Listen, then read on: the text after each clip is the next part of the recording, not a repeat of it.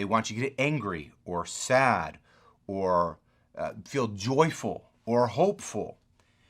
Emotional appeals help motivate us to make decisions. There's two major emotional appeals. These are the two strongest. And you'll see this in almost every election that you see. They will always use these types of emotional appeals.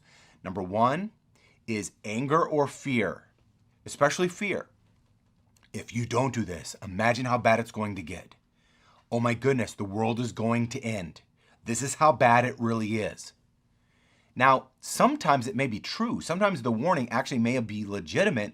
The problem is when it's used too much, it's hard to know what's really true or not because it's used so often it no longer has power.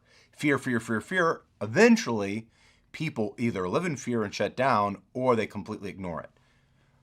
Number two, the most powerful, and which is the most powerful form of emotional appeal, is hope.